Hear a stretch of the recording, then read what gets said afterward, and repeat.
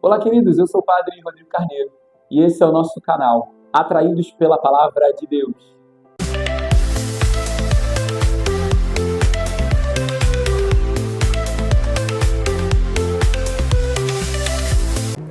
Pera aí só um minutinho, não passa ainda esse pedaço do vídeo. Eu queria dizer para você, se você ainda não é inscrito no nosso canal, faça a sua inscrição para você poder receber todo o nosso conteúdo. De maneira especial, ainda ativa o sininho, porque aí vai chegar a notificação sempre que a gente postar, para você ficar assim, será que já postou? Será que... Então, você vai saber quando a gente postar. E também, depois que você terminar de assistir esse vídeo, se você gostou do conteúdo, deixa a sua curtida, porque nos ajuda muito na nossa evangelização. Deus abençoe, gratidão. Vamos então agora à nossa partilha da Palavra de Deus. Então é muito bom ter você aqui com a gente. Você que está chegando talvez pela primeira vez no nosso canal, seja muito bem-vindo. O nosso objetivo é que a Palavra de Deus alcance muito mais corações, que muito mais pessoas sejam alcançadas pelo poder da Palavra de Deus. E todos os dias nós temos essa partilha da Palavra de Deus, levando essa experiência para você. Hoje, nessa sexta-feira, nós vamos ver ainda o desenrolar desse texto de Atos dos Apóstolos, no capítulo 3, e agora a gente já começa a avançar para o 4, né? Então nós vamos ver as consequências de Pentecostes, a partir da vida dos discípulos, que Pedro e João estavam indo ao templo e viram um paralítico que estava sentado na Porta Formosa, estava sentado lá naquele lugar, e eles vão curar aquele paralítico em nome de Jesus. E o nome de Jesus começa a ser novamente ventilado, falado, proclamado. Pedro começa a anunciar que foi Jesus que curou, que ele é que liberta, que é aquele que eles mataram, né? Tudo isso começa a voltar à tona. E os sacerdotes começam a ficar irritados. Os sacerdotes ficam irritados, em primeiro lugar, porque os discípulos estão falando a verdade. A verdade que eles estão contando se contrapõe ao que os sacerdotes haviam dito. Porque eu não sei se você se lembra, mas eu acho que foi segunda-feira, no Evangelho, o Evangelho terminava dizendo que eles haviam dado dinheiro, os sacerdotes, haviam dado dinheiro para os soldados, para mentirem, dizendo que os discípulos tinham roubado o corpo de Jesus. Então eles haviam contado uma mentira e os discípulos estão falando a verdade. A verdade ela se impõe diante de qualquer mentira. E fazia muito sentido a ressurreição por conta das profecias do Messias, por conta do que Jesus havia dito que iria ressuscitar, que ele refaria o templo em 3 dias e dizia que estava falando do seu próprio corpo. Então, o testemunho de Jesus, o testemunho da Palavra de Deus, do Antigo Testamento, impulsionava para isso.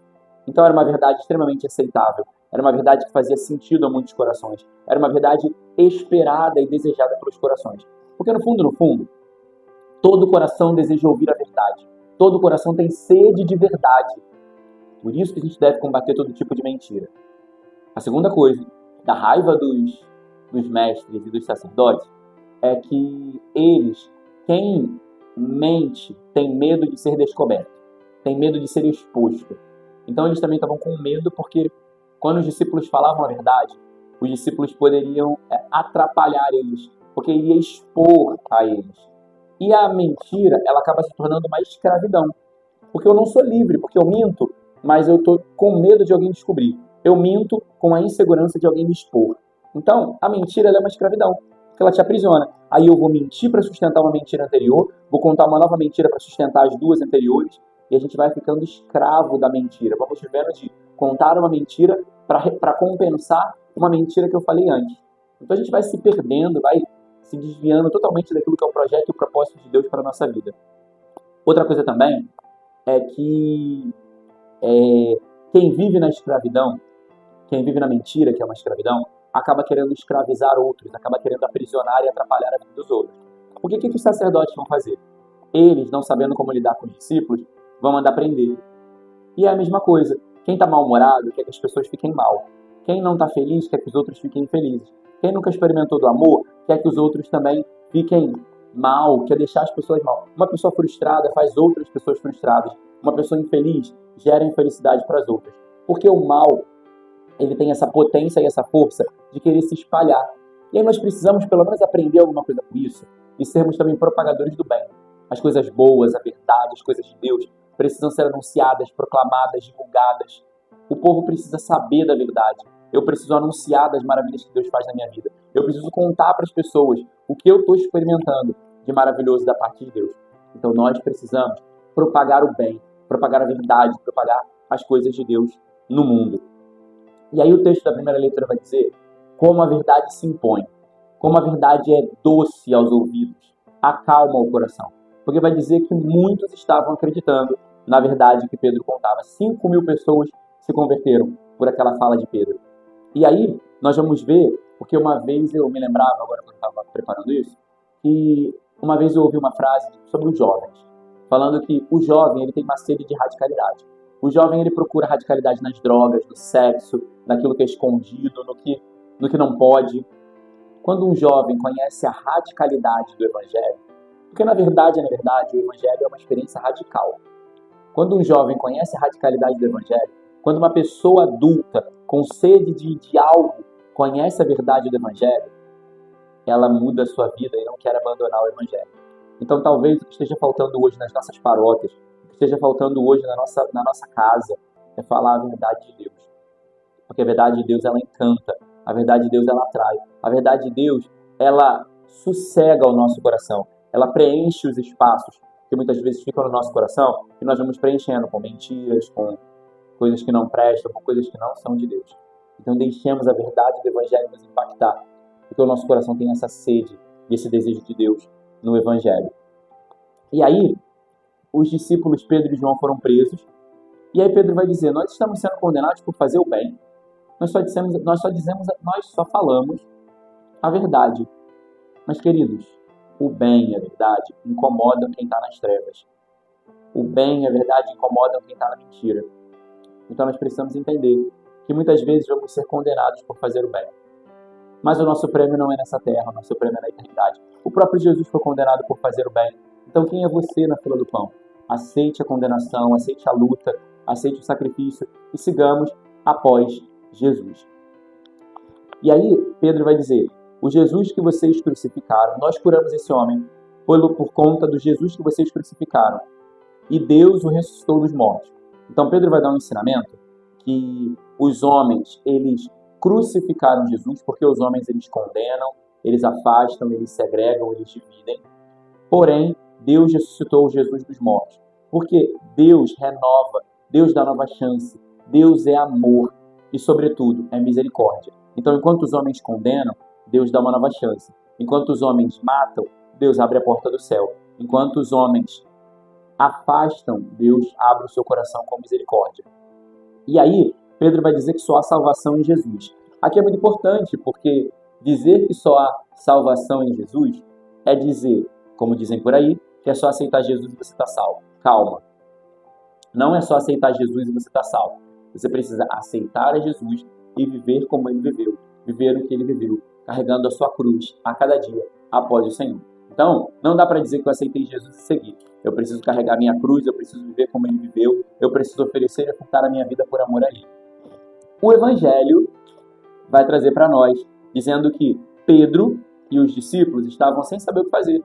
Jesus tinha morrido, não tinha aparecido para eles, então eles resolveram voltar para a vida antiga. Resolveram voltar para o que eles faziam antes. Então Pedro diz, eu vou pescar, vou voltar para fazer o que eu fazia antes. E aí Pedro vai pescar. E aí, porque ele estava com desejo de voltar para a vida antiga, para a normalidade. Estava tudo esquisito, então Pedro queria voltar para a normalidade. Até para esparecer, para fazer aquilo que ele já estava acostumado, para fazer aquilo que era da rotina dele. E aí, nesse momento, olha que interessante. Os discípulos foram atrás de Pedro. Muitos dos discípulos não eram pescadores, mas eles seguiram Pedro, porque a igreja está se formando ali atrás de Pedro. Então, se Pedro está indo, nós vamos. Pedro já vai nessa liderança, nesse protagonismo na igreja. Outra coisa é que aí Jesus vai aparecer. E ele aparece retomando o primeiro dia com Pedro. Porque naquele primeiro dia ele disse, lançai as redes do outro lado. E é a mesma frase que ele diz hoje, para que ele seja conhecido. Porque ele diz, eu sou aquele mesmo que estava com você desde o início. Eu voltei. Não sou outro, mas sou aquele do início. Eu sou aquele que você conheceu.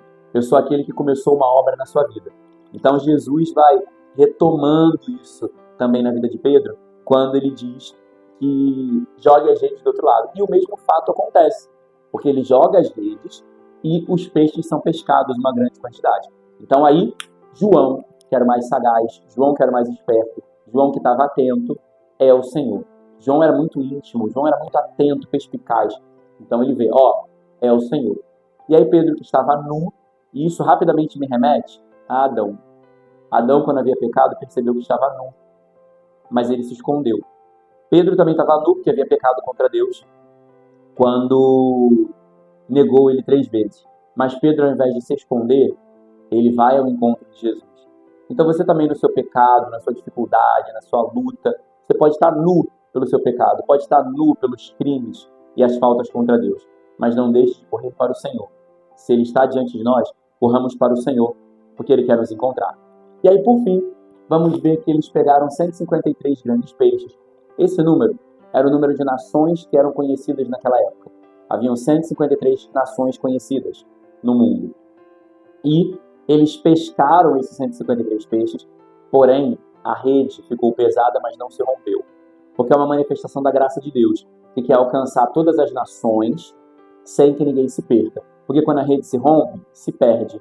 Então, isso mostra que todas as nações seriam alcançadas pela graça de Deus e nenhuma iria se perder. A graça de Deus é para todos, mas para todos que querem.